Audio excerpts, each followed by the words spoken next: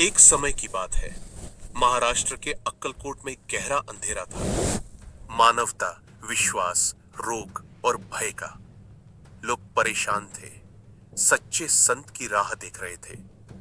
गांव के पुराने पीपल के पेड़ के नीचे अक्सर एक अजीब से साधु की वेशभूषा में, फटी झोली, बेतरतीब बाल, निर्द्वंद्व भाव में कोई बैठा रहता।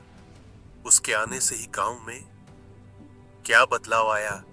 यह अजनबी कौन था? आगे क्या हुआ? आइए सुनिए चमत्कारी श्री स्वामी समर्थ की आश्चर्यजनक कहानी। महाराष्ट्र का अक्कलकोट एक समय अंधकार, रोग, गरीबी और सामाजिक विघटन का केंद्र था। घर घर समस्याएं थी। कोई लाइलाज बीमारी से जूझ रहा, कोई मानसिक संकट में, कोई जमीन और आजीविका की चिंता में उदास। उस समय लोगों के बीच एक किंवदंती फैलती जा रही थी। यहां कोई दिव्य पुरुष आएगा जिसकी दृष्टि से चमत्कार होंगे। आमजन, सन्यासी, व्यापारी, किसान, सब उस आशा भरी इंतजार में थे। इसी दौरान सन 1856 गांव के एक कोने में पीपल के वृक्ष के नीचे एक अति साधारण परंतु अद्भुत साधु नजर आने लगा।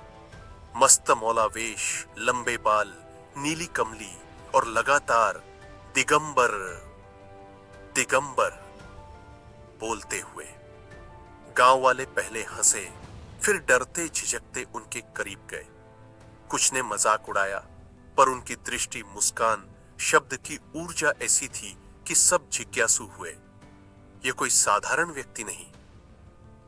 गांव के धनवान किसान का इकलौता बेटा कई महीनों से बीमार था। डॉक्टर हार मान गए। मां का रो रो कर बुरा हाल था। एक दिन वह बच्चे को लेकर स्वामी समर्थ के पास पहुंची।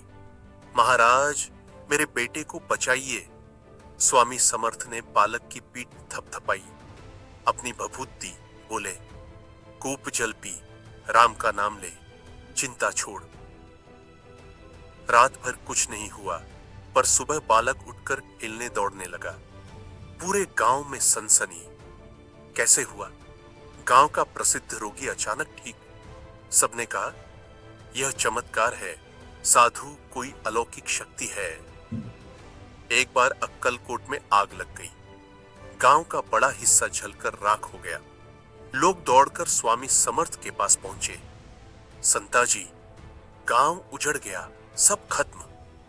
स्वामी समर्थ शांत, निर्लिप्त चित्त, मुस्कुराते बोले, अग्नि माता है, सबका कल्याण करेंगी। जिसने अपने घर में मेरी पादुका के पास दीप जलाया, उसका घर बच जाएगा। लोगों ने संदेह में पादुका के पास दीपक जलाया। सचमुच आग का फैलाव वहीं रुक गया। बाकी घर राख, और जहां पादुका की पूजा, वहां कुछ नहीं। गांव में एक तांत्रिक आया। उसने दावा किया, स्वामी समर्थ सिर्फ दिखावा कर रहे हैं, चमत्कार झूठ है। तांत्रिक ने अपना तंत्र मंत्र चालू किया, पर उसके साये में उल्टे बीमारियां, भय और बेचैनी फैल गई। स्वामी समर्थ वहां पहुंचे। तांत्रिक के पास खड़े होकर बोले, तेरा पाखंड तुझे ही खा गया।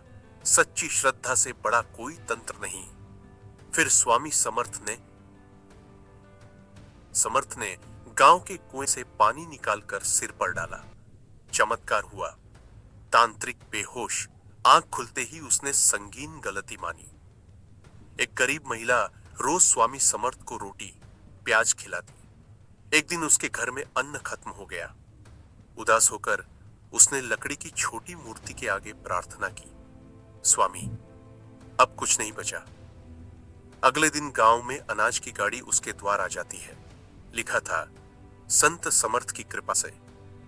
गाड़ी चालक कोई था ही नहीं।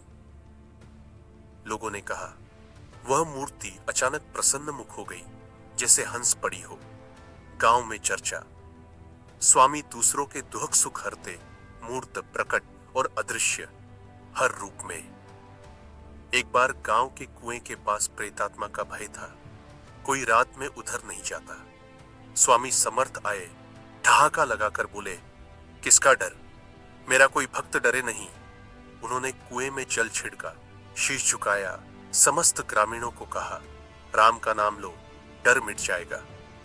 उस दिन के बाद उस कुएं तालाब के आगे गांव की महिलाएं भजन आरती करने लगी। कभी किसी को डर ना रहा। एक गरीब ब्राह्मण देवस्थानम जाता, स्वामी को प्रणाम करता, पर मन में संदेह, क्या कोई साधु मौत को भी टाल सकता है? एक बार उसका बेटा कुएं में गिर गया। हाय हाय करते प्रेम से स्वामी समर्थ के पास गया। समर्थ बोले, तू भरोसा नहीं कर सका, मगर प्रेम सच था। तेरा बेटा तैर कर बाहर निकलेगा। घड़ी भर बाद बेटा खुद पानी में चलता हुआ बाहर आया। ब्राह्मण हैरान, और फिर सच्चा भक्त बन गया। सैकड़ों भक्तों, अद्भुत चमत्कारों और रहस्यमय घटनाओं के बाद स्वामी ने कहा, अब मैं शरीर छोड़ रहा हूं, पर मेरी कृपा और उपस्थिति हमेशा यहां रहेगी। भक्तों को केवल याद, प्रार्थना और राम नाम से मैं सबका दुख दूर करूंगा। 1896 में स्वामी ने समाधि ली। आज भी लोग अक्कलकोट की समाधि के पास जाकर चमत्कारों की, श्रद्धा की कहानियां सुनते हैं। कई खुद के अनुभव सुनाते हैं। कभी इलाज न मिलने पर बच्चा ठीक, खोया धन मिलना, मनोकामना पूरी होना। स्वामी समर्थ की चमत्कारी कहानियां दूरस्थ गांवों से लेकर आज के इंटरनेट युग तक दिगंबर दिगंबर की गूंज में गाथा बन गई। उनके चमत्कार, चाहे भूत प्रेत का निवारण, अनाज का प्रकट होना, जलते घरों की सुरक्षा या मृत्यु से जीवन देना, हर घटना में मनुष्य को यही संदेश, सच्ची श्रद्धा, सेवा, साधना और भक्ति से ही चमत्कार